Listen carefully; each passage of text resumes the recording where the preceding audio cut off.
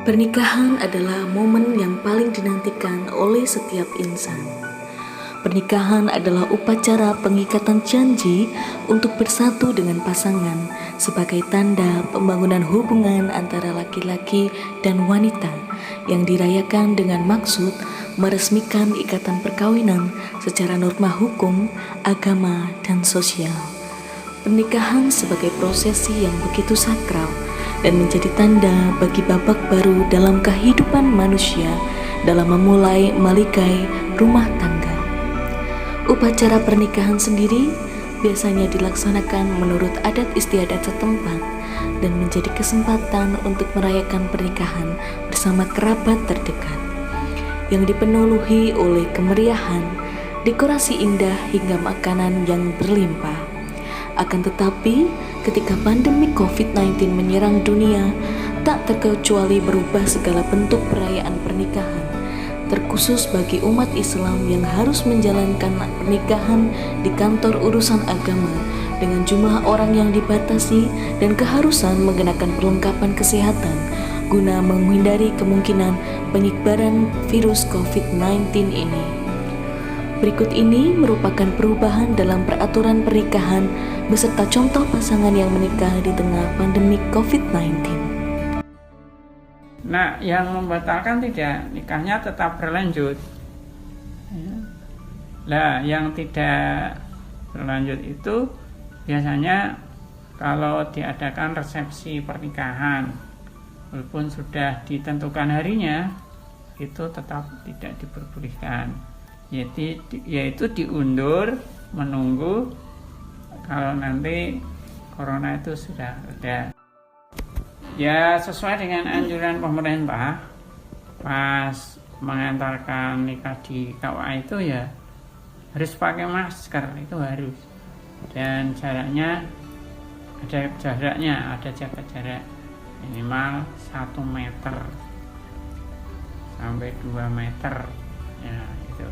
Karena untuk menghindari tertularnya itu virus corona itu.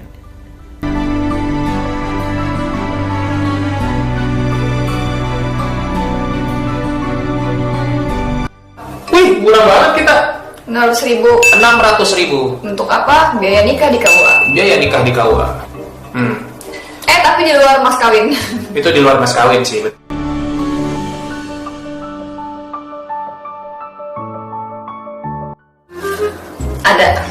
Ada, tapi yang diutamakan paling resepsi keluarga dulu ya.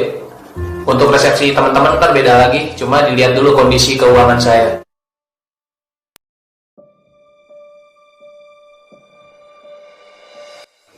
Ini sebuah sejarah pengalaman baru dalam hidup yang bakal jadi cerita yang menarik untuk kita ceritakan buat anak cucu kita nanti, betul? Tapi kalau ditanya gimana rasanya, sedih karena akad itu kan merupakan momen terpenting di hidup kita gitu kan, hanya sekali seumur hidup, tapi cuma bisa disaksikan sama keluarga inti. Sedikit iya. Gitu. Harusnya kan teman-teman atau keluarga besar, kerabat terdekat itu bisa nonton karena ini kan hal yang penting, tapi nggak bisa. Jadi kita juga nggak bisa maksain karena kita mengikuti protokol PSBB waktu itu, jadinya ya gitu. Ya. Selanjutnya.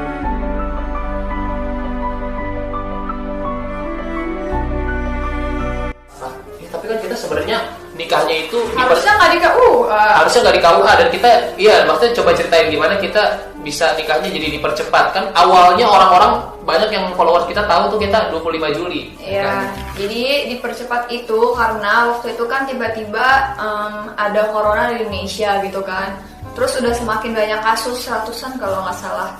Lalu aku mikir kayak gini, kalau misalkan makin parah ke depannya, lalu kita nikahnya kemungkinan bakal diundur gitu kan.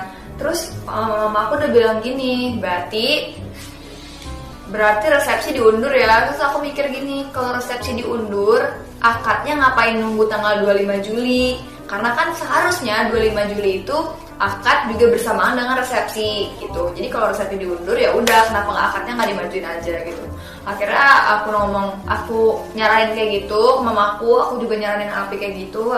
Lalu kita adain perbincangan di grup WhatsApp.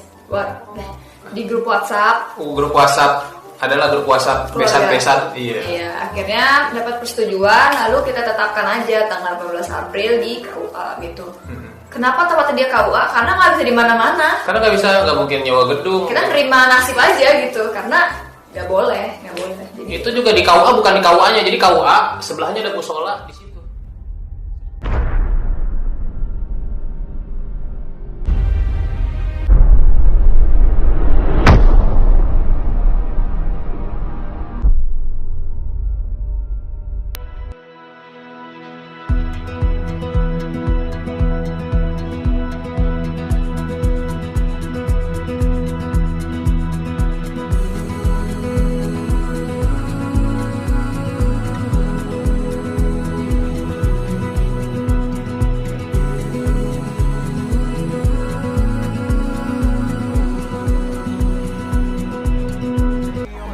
I'm an icon, man. I'm a girl about a 10. I should fuck her in the